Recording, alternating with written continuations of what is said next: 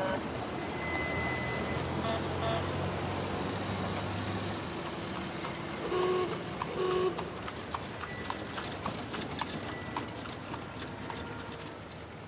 y avait les dossiers brûlants, hein. J'en ai l'habitude. Cette armoire est pleine. Vous n'imaginez pas le nombre de scandales crapuleux qui auraient été noyés dans l'œuf si Germain Pierre n'y avait pas mis son grain de sel.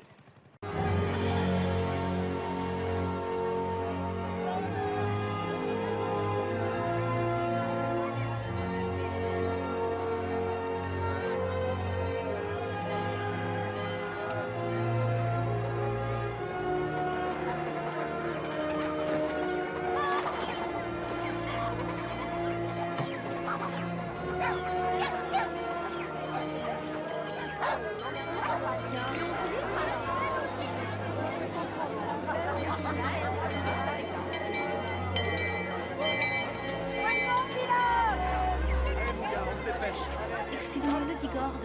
C'est celle qui vend des carottes. Ah, merci, monsieur.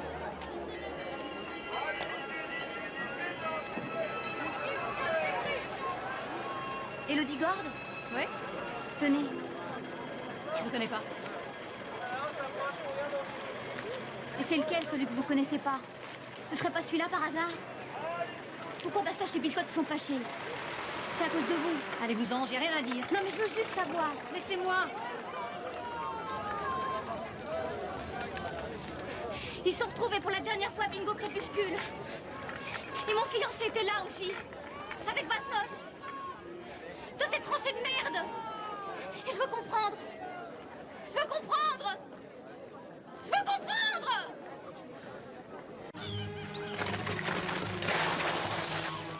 T'es un malin, toi, hein? Chaque fois, je suis obligé de récupérer le gravier dans le gazon. Moi, quand je vois du gravier, c'est pas qu'un principe, c'est une question de style. Pour la petite demoiselle. Quincaillerie Le Prince, Paris, le 25 juillet 1920. Mademoiselle, je profite que c'est dimanche pour vous écrire rapport à votre annonce recherchant Célestin Pou et autres survivants de Bingo Crépuscule. J'ai bien connu le gaillard. C'était le plus grand chapardeur et démerdard que j'ai jamais vu. Je peux dire que grâce à lui, j'ai jamais manqué. Mademoiselle, je vous supplie de garder pour vous mes confidences. Quand j'ai connu mon mari, il avait 4 enfants d'un premier mariage. Aucun n'était de lui.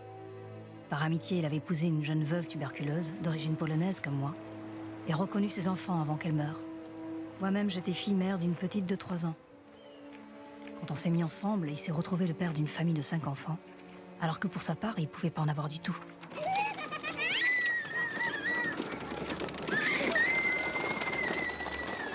Vous voulez écraser maman? On a eu 4 ans de douceur. On avait des projets, on rêvait de voir la mer au moins une fois dans notre vie. Et puis la guerre est arrivée. En juin 1909, Mathilde a donc 9 ans. Manek Langonnet en a 10. Ça fait mal quand tu marches? Nous sommes un vendredi ou un samedi. Mathilde ne s'en souvient plus. T'as des amis? Si tu veux, moi je peux être ton ami. Je suis un poisson! T'as déjà monté en haut du phare? Moi je peux te porter jusqu'en des escaliers. Parce que le gardien, c'est mon père.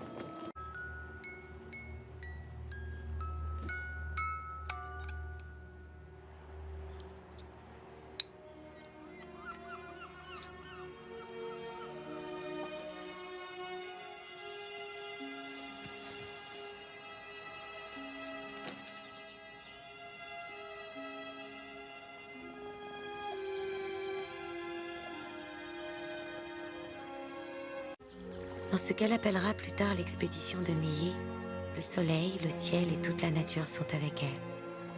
En vraie femme, elle s'est parée du mieux qu'elle a pu. En blanc pour faire fraîche, un peu de rouge à lèvres pour la circonstance, des sourcils faits, mais surtout pas de noir pour allonger les cils.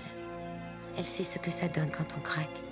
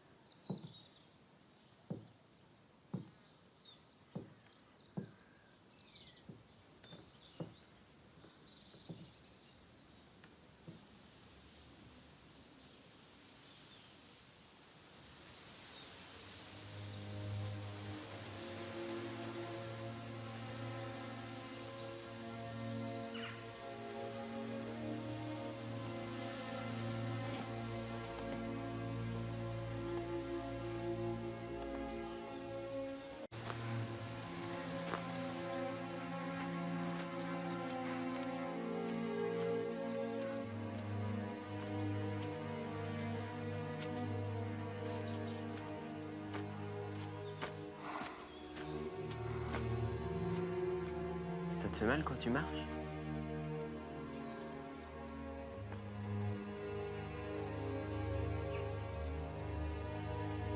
Tu veux voir ce que je fais?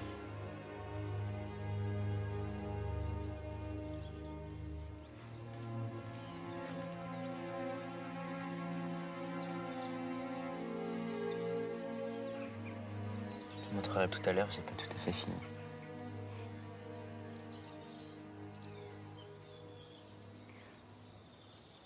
Bah pourquoi tu pleures?